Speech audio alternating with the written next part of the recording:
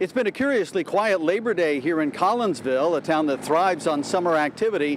There have been plenty of people riding bikes and walking, but a number of the popular businesses are closed.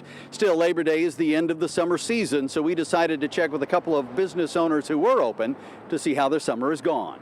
Chuck Simmons had hoped to be working the Goshen Fair this Labor Day, but that fair was canceled. I'm a chef by trade and I do catering. Most of my events canceled this season, so right through November. So Plan B is selling smoothies out of his truck at this parking lot at the corner of Main and Bridge in Canton. It's called Maui Wowie Hawaiian Coffees and Smoothies. Business has been decent, he says, because the locals have been supportive. I'm also involved with the high school. I direct the high school musical in town, and I sponsor some of the soccer teams. So people know me, and they've been pretty good. But not as good as a normal non-pandemic summer with hordes of people canoeing on the river or antiquing in town. It's way, way down.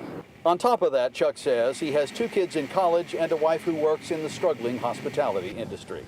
And if things don't normalize in 2021, what happens?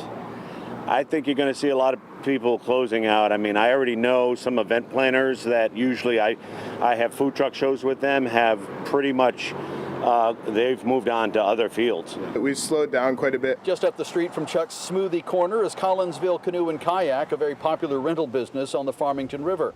But it's been far less crowded here this summer. When rental dropped off during the pandemic, the owners launched online retail. We've been really limited in our rentals this year because we have to disinfect all the gear after each use. So the life jackets sit out of rotation for 2 days. But our sales have really picked up. Warner says when they were finally allowed to reopen the rental business, there was a lot of pent-up demand. Chuck and Jack both say the weekend was busier here in Canton than the actual holiday today. In fact, a number of the popular eateries and other businesses in town chose to take the holiday off.